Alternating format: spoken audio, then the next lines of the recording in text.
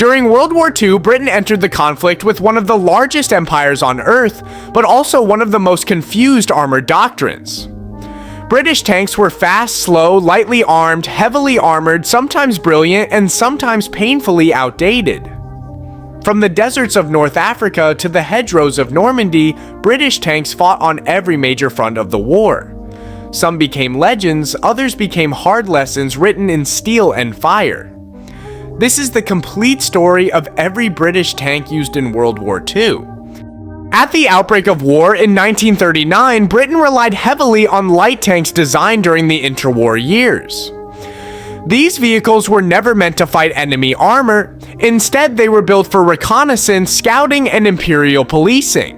The most common of these was the Vickers light tank, especially the Mark VI. Fast and agile, it was armed only with machine guns and protected by thin armor. In early battles in France and North Africa, these light tanks were completely outmatched by German panzer divisions. Despite their weaknesses, they formed the backbone of Britain's early armored forces. British armored doctrine divided tanks into two main categories. Cruiser tanks were designed for speed and deep exploitation, meant to break through enemy lines and attack supply routes. Infantry tanks were slow, heavily armored machines intended to advance alongside foot soldiers and absorb enemy fire. This division shaped every British tank design during the early years of the war. The first true cruiser tanks were the Cruiser Mark I and Mark II. These tanks were fast for their time but lightly armored and undergunned. Mechanical reliability was poor, and combat experience in France quickly revealed serious flaws.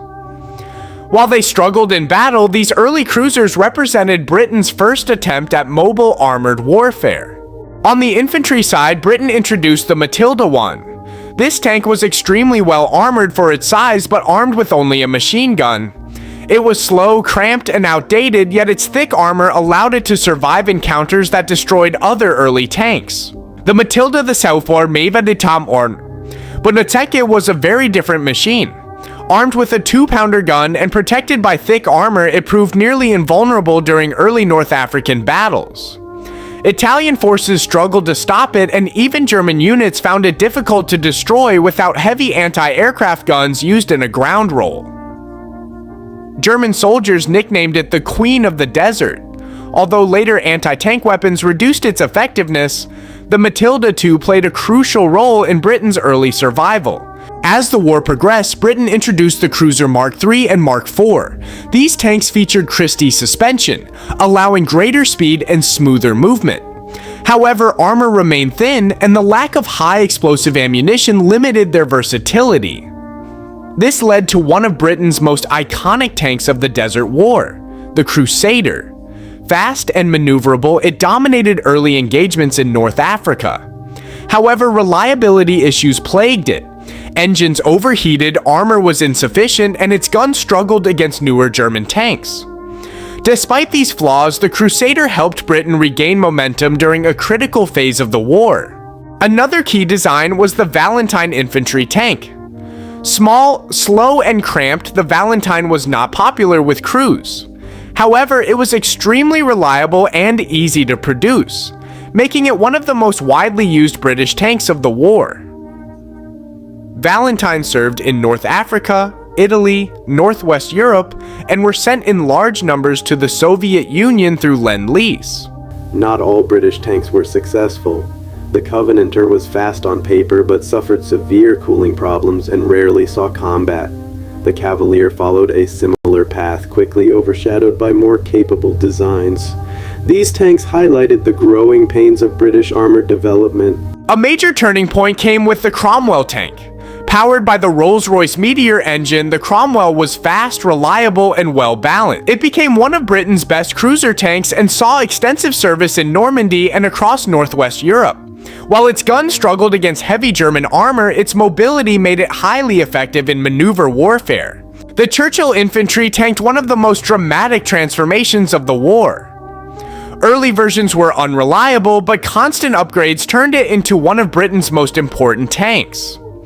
With heavy armor and excellent climbing ability, the Churchill excelled in Italy and Northwest Europe. Specialized variants included flamethrowers, bridge layers, and assault engineering tanks. Britain's most advanced tank of World War II was the Comet.